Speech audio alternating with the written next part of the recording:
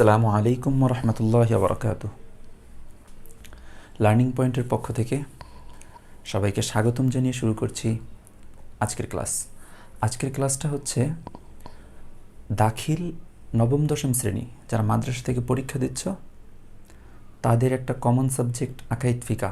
জানি এটা খুব ইজি সাবজেক্ট, বাট এর শেষে একটা অংশে উসুলি ফিকা নিয়ে আলোচনা করা হয়েছে, যেটা অনেক স্টুডেন্টদের কাছে একটু হার্ড মনে হয়, একটু অন্যরকম ব্যতিক্রম মনে হয়। কারণটা হচ্ছে ওখানে মেন কিতাবের আরবিটা লিখে দিয়ে তার বাংলা ইবারত করে দেওয়া হয়েছে, বাংলাতে অনুবাদটা করে দেওয়া হয়েছে, যার কারণে পুরোপুরি বাংলা নিজের মতো সাজায় না লেখার কারণে একটু বুঝতে অসুবিধা হয়। আর এই বিষয়টাকে বাদ দিয়ে তুমি যদি পরীক্ষা দিয়ে দাও, ভালো মার্কস পাওয়া সম্ভব, বাট এই বিষয়টা নিয়ে কিন্তু আলিমে টোটাল একটা সাবজেক্ট হবে। তোমরা জানো আলিমে আকাইদ ফিকার দুইটা সাবজেক্ট, মানে প্রথম পত্র দ্বিতীয় পত্র, তো ওখানে একটা সাবজেক্ট পাবো সম্পূর্ণ উসুলি ফিকার উপরে। তো কথা না বাড়িয়ে একটু মনোযোগ দেই। আজকে এই ক্লাসে যেটা নিয়ে আলোচনা করব, মেইন টপিকটা আমি লিখে রেখেছি খাস, আম, মুশতারিক, মুআওয়াল। এটা হচ্ছে প্রথম গ্রুপ, এরকম 4টা গ্রুপ আছে। তো আশা করি খুব তাড়াতাড়ি ভিডিওগুলো করে দেব। আর আরবির প্রতি যাদের কোনো ভয় আছে, ভীতি কাজ করে, আমি বলবো ভয় পাওয়ার দরকার নেই। সবগুলো আরবি সাবজেক্টই কীভাবে ভালোভাবে পরীক্ষা দিবা, শর্টকাটে বেশি নাম্বার পাওয়া যাবে, এই টেকনিকগুলো নিয়ে আলোচনা করব ইনশাল্লাহ ধাপে ধাপে। ওকে, উসুলের ফিকা যে অংশটা শুরু হয়েছে সেই অংশ থেকে যে প্রশ্নগুলো খুব কমন আসে সেখান থেকে কয়েকটা প্রশ্ন আজকে লিখেছি। যেমন উসুলে ফিকা কি, এর উৎস, প্রয়োজনীয়তা। যেখান থেকে উসুলে ফিকা অংশটা তোমাদের বই শুরু হয়েছে সেই অংশটাকে যদি একটু ভালো করে পড়ো, মানে শুরুর দিকটা, তো সেখানে খুব সহজ করেই লেখা হয়েছে যে উসুলে ফিকার প্রয়োজনীয়তা, আলোচ্য বিষয়, উদ্দেশ্য সবই লেখা হয়েছে। তোমরা সেটা তোমাদের বইয়ের 184, 83, 183, 84 এই পেজগুলোতে খুব ভালোভাবে পেয়ে যাবা। তারপর আমি একটু শর্টকাট আলোচনা করে দেবো উসুলি ফিকাটা কী আসলে। উসুল মানে হচ্ছে, এই শব্দটাকে বাংলায় মনে করো আসল, সহজ। আর ফিকাহের আসল, আসল মানে কি, একটা বিল্ডিং যদি একটা দালান খাড়া করতে হলে সেখানে কি লাগে প্রথম, তার তো পিলারগুলো হচ্ছে তার আসল। তো উসুলে ফিকা, এই যে ফিকা, এটার ভিত্তিটা হচ্ছে এটা। তো সংজ্ঞাটা কেমন হবে, যে উসুলে ফিকা এমন কিছু নীতিমালা, মানে নিয়ম, যার উপরে ফিকাহের ভিত্তি, যার উপরে ফিকাহের ভিত্তি। উসুল শব্দের অর্থ মূল, আর ফিকা মানে বোঝা। তার মানে হচ্ছে উসুলে ফিকা হচ্ছে ফিকাটারে কিভাবে বুঝবা, এটার মূল। এটার পারিভাষিক সংজ্ঞাটা তোমাদের বইয়ে যেভাবে লেখা আছে সেটা একটু অন্যরকম আরবির ইবারতের কারণে, তো তোমরা একটু সহজ করে লিখে নিতে পারো। উসুলে ফিকা এমন কিছু নীতিমালার নাম যার দ্বারা শরীয়তের বিধানগুলোকে প্রমাণ করা যায়। উসুলে ফিকা এমন কিছু নীতিমালার নাম যার দ্বারা শরীয়তের বিধানগুলোকে প্রমাণ করা যায়। এর আরও বড় বড় সংজ্ঞা আছে, দরকার নেই, এইটুকু লিখতে পারলে হবে। অর্থটা লিখবা, পারিভাষিক সংজ্ঞা লিখবা, তারপর এর উৎস বা উদ্দেশ্য এগুলো পড়লে পেয়ে যাবা। উদ্দেশ্য কি, যেন সঠিকভাবে শরীয়তের বিধানের উপর আমল করা যায়, এটাই উদ্দেশ্য। ভুল ত্রুটি রক্ষা করে যেন কোরআন হাদিস থেকে মাসালা বের করে নেওয়া যায়, এটাই উদ্দেশ্য। এরপর উৎস, উৎস হচ্ছে 4টা। কি কি একটু লিখি, কোরআন,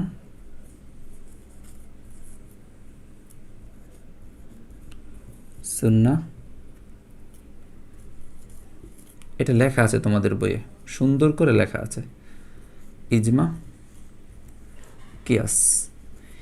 কোরআন নিয়ে আশা করি না তোমাদের কাউকে কিছু বলতে হবে, মাদ্রাসায় পড়াশোনা করো, কোরআন হচ্ছে সরাসরি আল্লাহ তাআলার কথা, যেটা আল্লাহ এই দুনিয়াবাসীর জন্য পাঠাইছে। সুন্নাহটা কি? রাসূল সাল্লাল্লাহু আলাইহি সাল্লাম আমাদেরকে যেটা করার অনুমতি দিয়েছে, সে যা করতে বলেছে, যেই কাজটা থেকে আমাদেরকে নিষেধ থাকতে বলেছে, সেটা না করাটাও সুন্নাত। তার মানে তিনি আমাদেরকে যেই রকম পথে চলতে বলছেন সেই নিয়মগুলো হচ্ছে সুন্নাত। সব হাদিস না, সব হাদিস কিন্তু আমলযোগ্য না। রাসূল সাল্লাল্লাহু আলাইহি ওয়াসাল্লাম তার জীবনে যা করছে বলছে সবই আমাদের জন্য করণীয় না। আমাদেরকে যেটা করতে বলছে, যেটাকে করার জন্য অনুমতি দিয়েছে, সেটা করব। এটাকে বলে সুন্নাহ। ইজমা কি? মেইন বেস হচ্ছে এটা, উসুলি ফিকার বেস, ভিত্তি এইটার উপরেই যত কথা, এই যা বলবো সব এটার উপরে। বাকি তিনটা হচ্ছে এটাকে, ওই যে অক্সিলারি ভার্ব আছে না, মেইন ভার্ব না থাকলে যেরকম কাজ করে, অক্সিলারি ভার্ব মনে করো।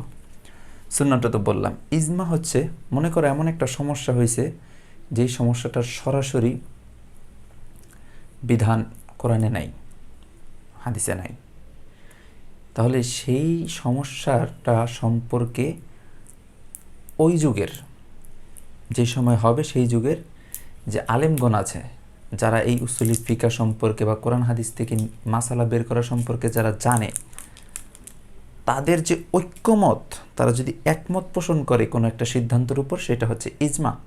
তাহলে ইজমার সংজ্ঞাটা কী হবে? যে আলেমগণের ঐক্যমত। কিয়াস কি? উদাহরণ দিলে বুঝবা যে বর্তমান সমাজে এখন সবচেয়ে গুরুত্বপূর্ণ কোন বিষয় নিয়ে কথা হচ্ছে তোমরা জানো? যে এখন আজকে হচ্ছে নভেম্বর 10 তারিখ 2020। আশেপাশে সব সময় আমরা শুনতেছি ধর্ষণ, নির্যাতন, এইটা না? তো এটা হচ্ছে আরবিতে জিনা, দর্শন। এই ধর্ষণ করাটার জিনা। তো এই জিনার শাস্তি আল্লাহ কি বলছে কোরআনে? যে অবিবাহিত পুরুষ মহিলা যদি জিনা করে তাদেরকে 100 বেত্রাঘাত করো, তাই তো? এখন ইদানিং যেটা প্রচলিত হয়েছে, লেসবিয়ান, গে, ছেলে ছেলে বিয়ে, মেয়ে মেয়েকে বিয়ে করতেছে, এরা তো আরো জঘন্য কাজ করতেছে। তুমি বলতে পারো সেটা তো মেয়ের অনিচ্ছায় জোর করে করতেছে, এটা ইচ্ছায় করতেছে, কিন্তু জেনার চেয়ে এই অবস্থাটার গুনাহ, এটার পাপটা অনেক বেশি।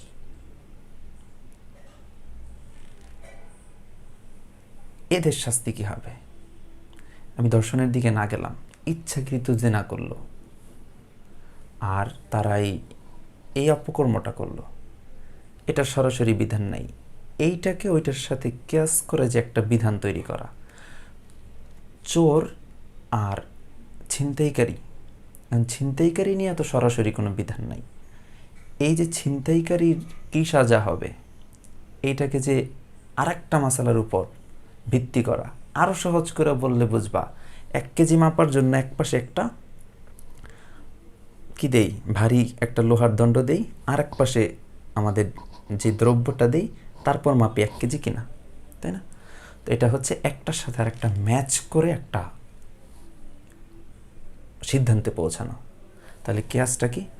একটা মাসালার উপর ভিত্তি করে আর একটা মাসালা নির্ণয় করা। বোঝা গেল ব্যাপারটা? আশা করি এইটুকু ক্লিয়ার থাকলে এই পর্যন্ত শেষ। প্রয়োজনীয়তা কি? প্রয়োজনীয়তা বলে শেষ করা যাবে না। উসুলি ফিকার যে কত প্রয়োজন আমাদের প্রত্যেকটা কাজে, উসুলি ফিকার প্রয়োজন আছে। জীবনের যত সমস্যা, সব সমস্যা সমাধান করতে গেলে উসুলি ফিকার প্রয়োজন আছে। এর মধ্যে তোমাদের বইয়ে কয়েকটা নিয়ে আলোচনা করছে, তোমরা যদি একটু পড়ে নাও, তোমাদের বইয়ের 185 পৃষ্ঠা খুব ভালোভাবেই পেয়ে যাবে এই জায়গাটা। তারপর আমি বলি যে 186 পৃষ্ঠায় ওই নিয়ে আলোচনা করা হয়েছে। তো মেইন হচ্ছে কোরআন হাদিস থেকে মাসালা বের করতে পারার জন্য উসুলে ফিকা লাগবে। একটা মাসালা সঠিক কিনা যাচাই করার জন্য উসুলে ফিকা জানা লাগবে। সঠিক পথে চলে পরকালে শান্তি পাওয়ার জন্য এই উসুলে ফিকাটা জানা লাগবে। আর এটা কোনো মহাভারত কোনো কিছু না, তোমরা অনেকেই পারো। আর যার যার কাছে এই বইটা একটু কঠিন মনে হয় তার জন্য। ওকে চলো, তোমাদের এইটা আপাতত মনে করি হয়ে গেছে। তোমরা লিখতে পারবা সংজ্ঞাটা। উসুলের শাসি গ্রন্থকারের জীবনী তোমাদের বইয়ে এত শর্ট করে, এত সুন্দর করে লেখা, জাস্ট একটাবার যদি মনোযোগ দিয়ে পড়ো হয়ে যায়। বইটাকে একটু ধরো, একটু পড়ো। 186 পৃষ্ঠা। এখানে উসুলুস শাসি গ্রন্থকারের নাম নিয়ে মতভেদ আছে, কারণ সে তার নিজের নাম প্রকাশ করে নাই। সে কিতাবটা মানুষের উপকারে লিখছে, তার নামের বরত্ব করবে মানুষ, এই বিষয়টা তার ভিতর ছিল না, এই কারণে লিখে নেই। এই নিয়ে অনেক মতভেদ আছে, তোমরা একটু দেখে নিও কিতাবটাকে কেন আল খামসির নাম দেওয়া হলো। ঠিক আছে, এই বিষয়গুলো যদি তোমরা একটু দেখে নাও, আমার মনে হয় বেটার হবে। এই প্রশ্নটার অ্যান্সার তোমরা খুব সহজে পেয়ে যাবে, এবং এটা বোর্ড পরীক্ষায় আসে, এই কোশ্চেনটা চলে আসে। আর এই পাশ থেকে এখন মেইন টপিক হচ্ছে খাস। আচ্ছা বলো তো, মেইন আলোচনা তো কোরআন নিয়ে। কোরআনের ভিতরে কি আছে? শব্দ আর শব্দ, শব্দ আর শব্দ মিলিত বাক্য হয়েছে, তাই না? পুরো কোরআনটাকে যদি ধরি, পুরো কোরআনটার মধ্যে কি আছে? বাক্য আর বাক্য, বাক্যগুলোরে ভাগ করলে শব্দ। তাহলে কিছু শব্দ আছে, সেই শব্দগুলো নির্দিষ্ট অর্থ দেয়, নির্দিষ্ট একটা অর্থ দেয়। তাহলে খাস কাকে বলে? খাসের একটু সংজ্ঞাটা কিভাবে লিখবা দেখো। খাস অর্থ নির্দিষ্ট, এটা লিখবা। আমরা আবিধানিক অর্থ লিখতে পারো। পারিভাষিক সংজ্ঞা, তো তোমরা পারিভাষিক সংজ্ঞাটাই লিখো, আমি শুধু সংজ্ঞা লিখতেছি। যে শব্দ একটি, তোমরা যে সকল শব্দ যেভাবে লিখো নিজের মতো করে সাজায় লেখো। বইয়ে কি লিখছে কঠিন করে, ওই দিকে মনোযোগ দিও না, তুমি বোঝো, নিজের থেকে লেখো। যে শব্দ একটি নির্দিষ্ট অর্থ প্রদান করে, যেমন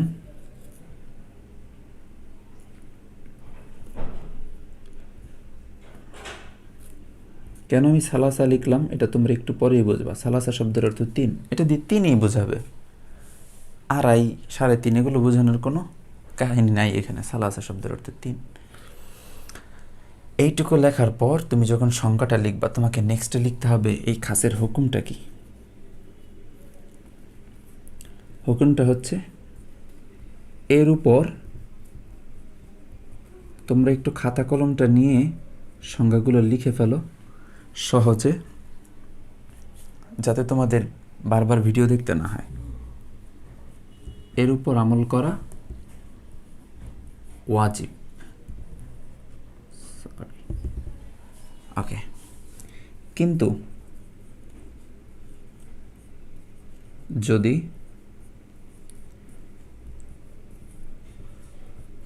এর বিপরীতে কোনো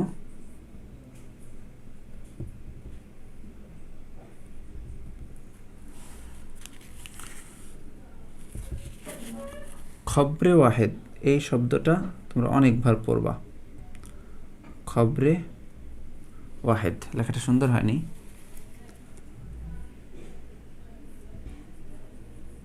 অথবা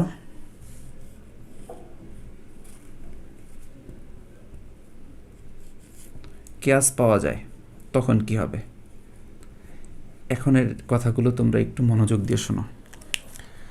একটা আমল, একটা শব্দ পাওয়া গেছে যেটা নির্দিষ্ট, কিন্তু এর বিপরীতে একটা খবর পাওয়া গেছে, কোনো হাদিস থেকেই হোক, একটা খবর পাওয়া গেছে বিপরীত উল্টা।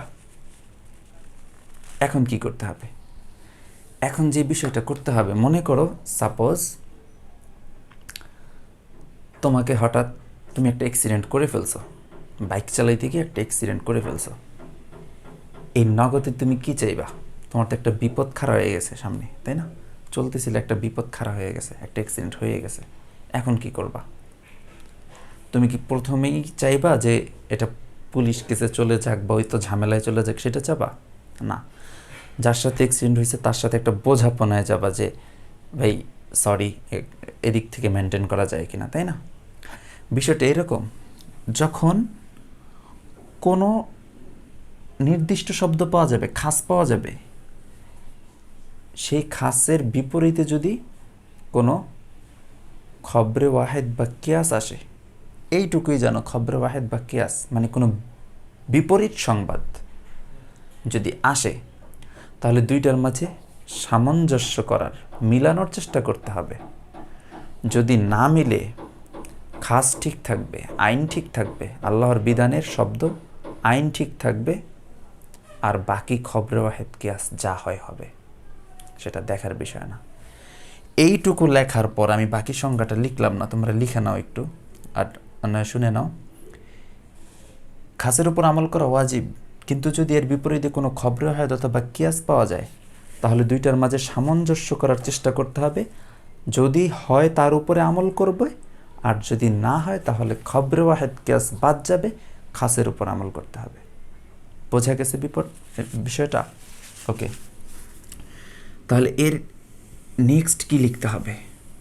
নেক্সটে যেটা লিখতে হবে সেটা হচ্ছে এর একটা উদাহরণ দিতে হবে। উদাহরণটা কি? উদাহরণটা তোমাদের বইয়ে যেটা আছে সেটা নিয়ে আলোচনা করতে হবে। তোমাদের বইয়ে এই বিষয়টা নিয়ে খুব ভালোভাবে আলোচনা করা আছে। অনেক সময় ক্লাসে আলোচনা করে না, কম্বাইন্ড ক্লাসে ছেলে মেয়ে একসাথে থাকে তাই। ঠিক আছে, তো করো, এই শব্দটা দেয়া আছে। এটা একটা কোরআনের আয়াতের অংশ।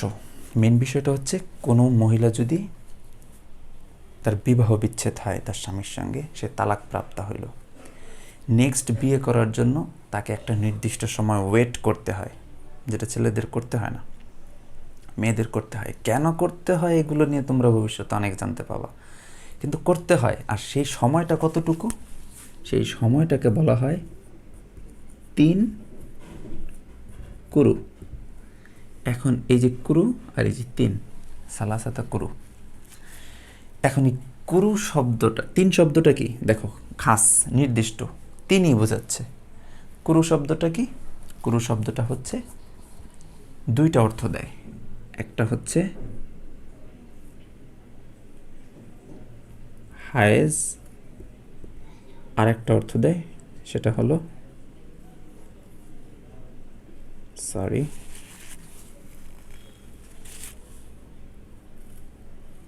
তুহুর। হায়েজ আর তুহুর, এই হায়েজ আর তুহুরের মধ্যে কোনটা হবে? ঝামেলা কি তৈরি হয়েছে? ঝামেলাটাকে মিটাইতে হবে। বিষয়টা একটু ঠান্ডা মাথায় মনোযোগ দাও। হায়েজ সম্পর্কে কি তোমাদের বলতে হবে? মেয়েদের বলতে হবে না, ছেলেদেরকে একটু বলি যদি কারো জানা না থাকে। হায়েজ মানে হচ্ছে মাসিক। প্রতি মাসে মেয়েরা একটা নির্দিষ্ট সময়ে অসুস্থ থাকে, তাদের ব্লিডিং হয়, তাদের শরীর থেকে রক্ত চলে যায়। সো সেই সময়টাকে বলা হয় হায়েজ, যেটাকে বলা হয় পিরিয়ড। ওকে, তুহুর হচ্ছে যেই সময়টা পিরিয়ড থাকে না, সে ক্লিন থাকে, পবিত্র থাকে, ঠিক আছে, সেটা হচ্ছে তুহুর। তো সাপোজ কোনো একজন মহিলার এই হচ্ছে মাস, একটা মাসের মনে করো দিন, তার এই জায়গায় তার বিয়েটা ভেঙে গেছে, এইখানে এসে তার একটা পিরিয়ড হবে, আরেক মাস গেল আরেকটা পিরিয়ড হবে, আরেক মাস গেল আরেকটা পিরিয়ড হবে, এইটুক ধরি, বা আরও 1 মাস গেল, এরকম তো চলতে থাকবে, এর তো কোনো শেষ নেই। শেষ আছে 50 বছরের পর। আচ্ছা, সেটা বাদ।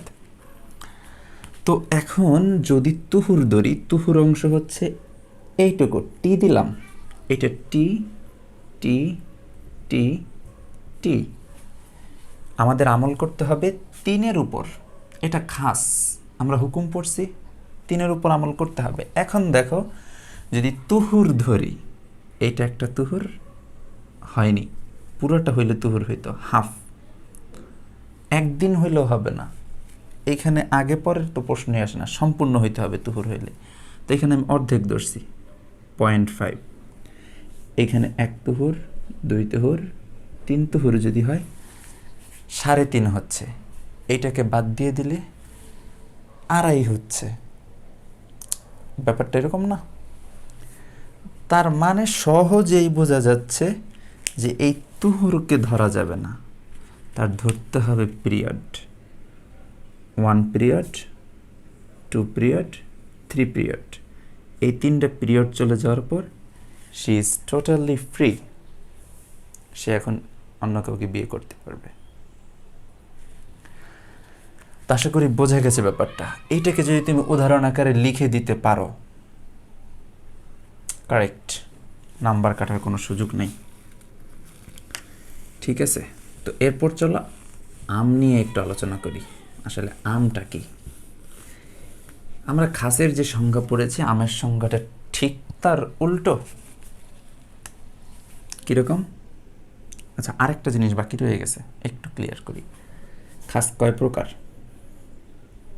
এটা আসে, এক হচ্ছে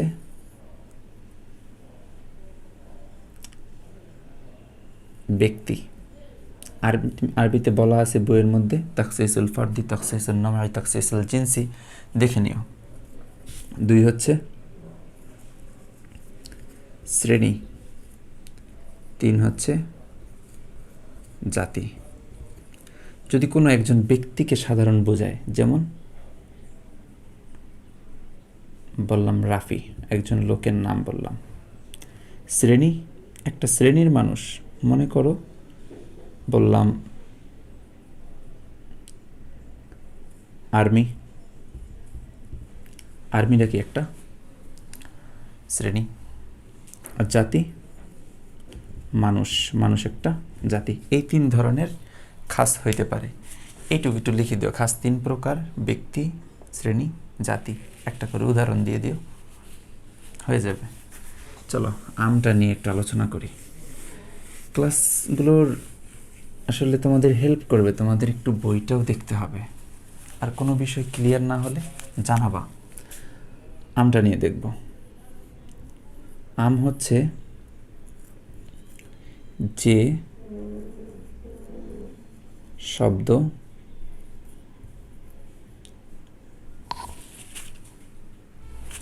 লিখি, সমস্যা নেই, একাধিক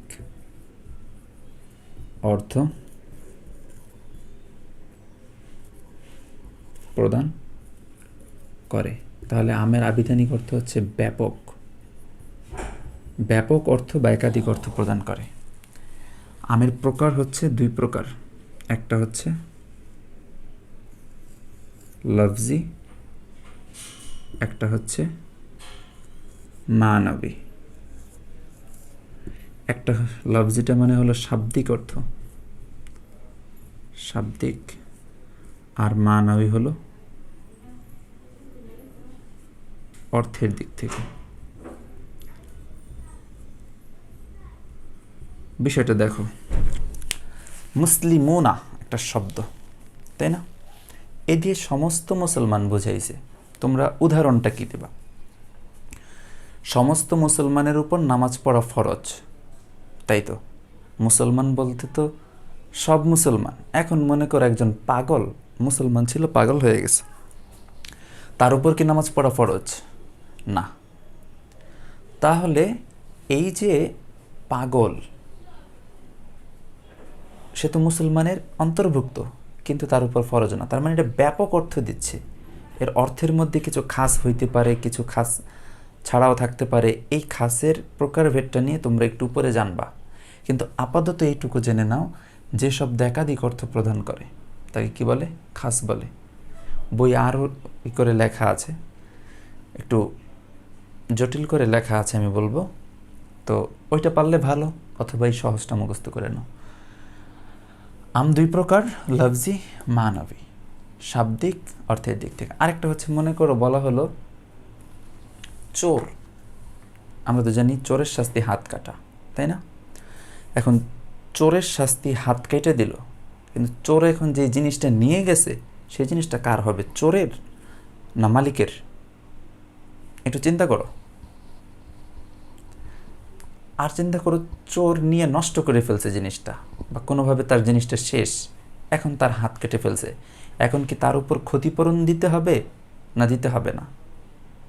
আসলে সেটা দিতে হবে না, কারণ ওই হাত কাটাতেই তার চুরির সমস্ত অপরাধের শাস্তি। বোঝা গেল ব্যাপারটা? চোরাই মালটা তো নষ্ট করে ফেলছে। তো এই যে আমের উদাহরণটা মনে রাখবে কিভাবে? আম চোর দিয়ে, বিষয়টা কিন্তু মজার। আম চোর, এটা দিয়ে মনে রেখো, সুন্দর কিন্তু বিষয়টা। যে চোরের একটা উদাহরণ দিয়ে দিবা, যদি যেমন চোর যা নিয়ে গেছে, যা শব্দটা, চোর যা নিয়ে গেছে, যা বলতে অনেক কিছু বুঝাইতে পারে, এটা একটা আম। যদি বলে তোমার পকেটে যা আছে বের করো, এই যা দ্বারা কিন্তু অনেক কিছু বোঝায়, ঠিক আছে? অর্থের দিক থেকে এটা ব্যাপক। এই দুইটাই একটু উদাহরণ সহ লিখে দিও, হয়ে যাবে আম খাসের উদাহরণ শেষ।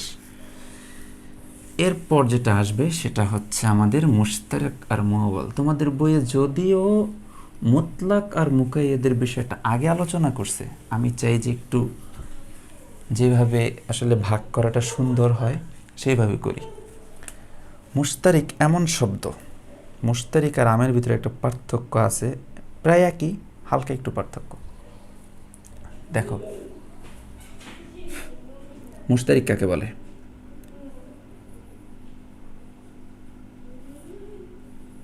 মুশতারিক যার অনেকগুলো শব্দ অর্থ আছে, একটা শব্দের অনেকগুলো অর্থ।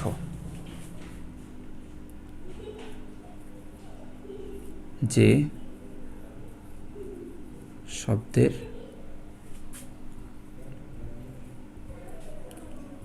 অনেক অর্থ থাকে, এইটাই সাধারণত মুশতারিক। তো মুশতারিকটা কীরকম? মনে করো তোমাকে যদি বলা হয় যে এই বল, তোমাকে শুধু বল বললাম, কোন ধরনের বল বুঝবা? বল বুঝতে তো অনেক ধরনের বল আছে, খেলার বল, কাজ টাজ করার বল, ঠিক আছে, তারপর কথা বলার এই বল, অনেক ধরনের বল আছে, কোনটা বুঝবা? জাস্ট একটু খেয়াল করো যে যে শব্দ অনেকগুলো অর্থ প্রদান করে, একাধিক অর্থ প্রদান করে, সেটাকে মুশতারিক বলে। মুশতারিকের সাথে সম্পৃক্ত হচ্ছে মুআওয়াল।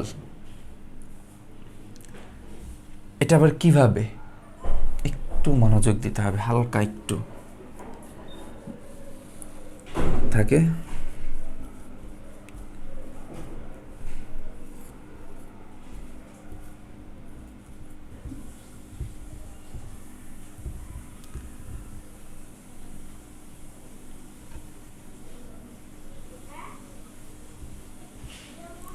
মুশতারিক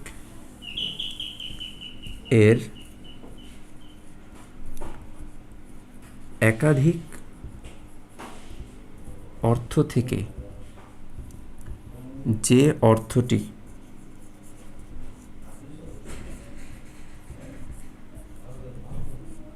প্রাধান্য লাভ করে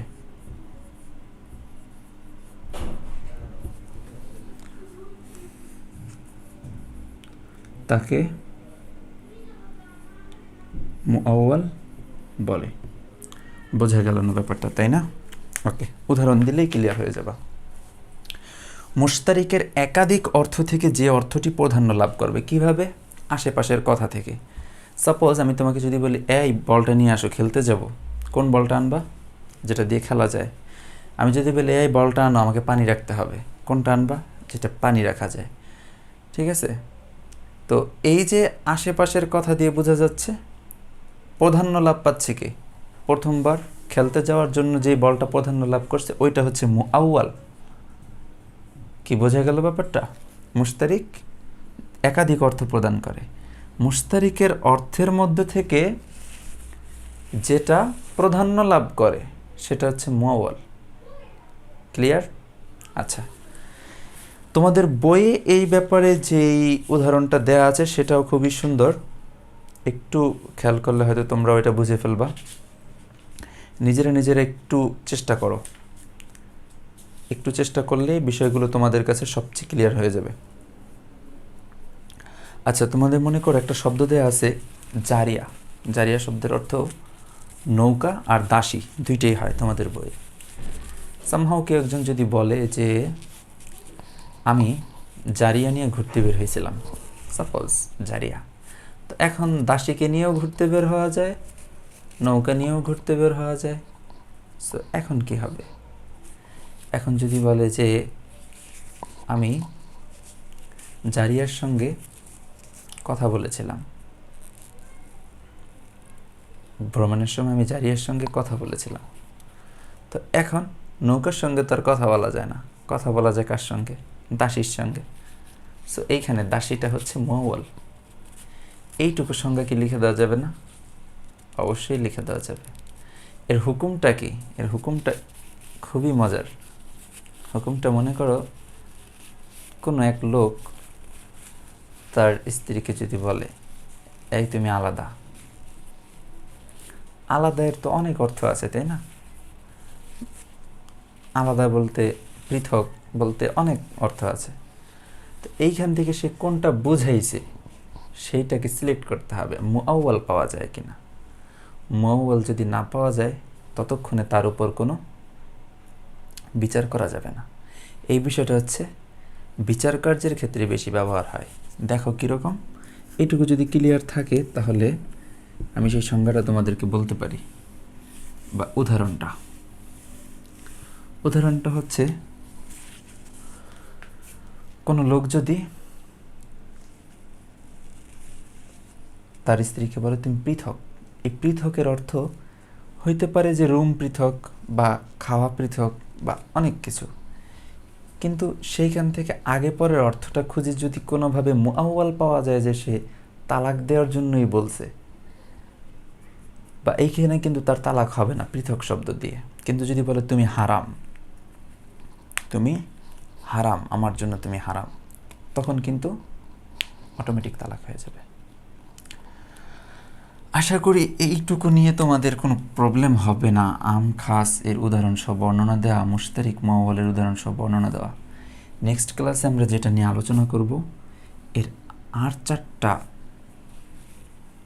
অংশ নিয়ে, আরেকটা অংশ নিয়ে, সেখানে 4টা টপিক থাকবে। আর ইনশাল্লাহ খুব দ্রুতই সেই ক্লাসটা পেয়ে যাবা। সেই পর্যন্ত সুস্থ থাকো, দোয়া করো একে অপরের জন্য। আল্লাহ হাফিজ। আসসালামু আলাইকুম ওয়া রাহমাতুল্লাহি ওয়া বারাকাতুহু।